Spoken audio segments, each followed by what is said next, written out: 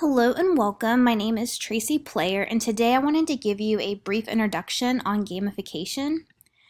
Gamification, by definition, is the process of turning a non-game environment into a game environment.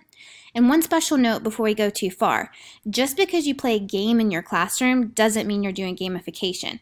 A Kahoot and Bingo, they're both games, and they're effective, but they're only a standalone game.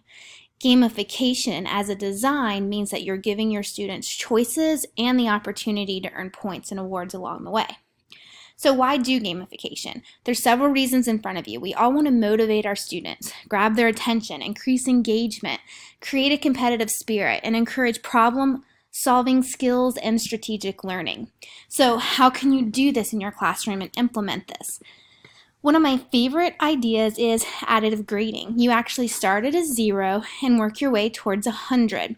So this is different than traditional grading because in traditional grading there's averages and percentages, and an assignment you can complete might actually bring your grade down. But in additive grading, everything you do is always bringing your grade higher, helping you reach that goal. So that's a pretty cool concept. Badges. This is another idea. It's simply pictures that you create online, but you give them to students and they feel so proud that they've earned it. So it's really simple, but really effective.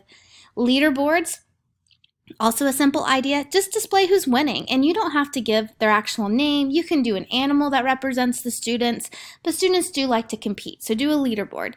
Levels and locks, one other idea. Learners, just like in a game, you have to unlock the next level. If you want to get to the next step, you have to complete it. And this helps give students like strategic planning. They have to decide which path to take so that they can get to the goal they want to accomplish.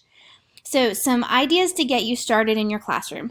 Remember to start small. You can gamify any aspect of the classroom that you want to, but don't try to do it all at once. Pick one aspect, maybe behavior, academic success, and start with that area.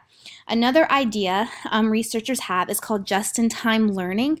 Sometimes we step in to help our students before they need it. So just-in-time learning means that you might have links that go to a video for help, or you might have links that go back to your class notes, but the students only click on it when they need it. Also, make sure you choose a design that allows for collaboration. Students love to work together. They're definitely social beings, and allow for choice. Have multiple activities for students to choose from.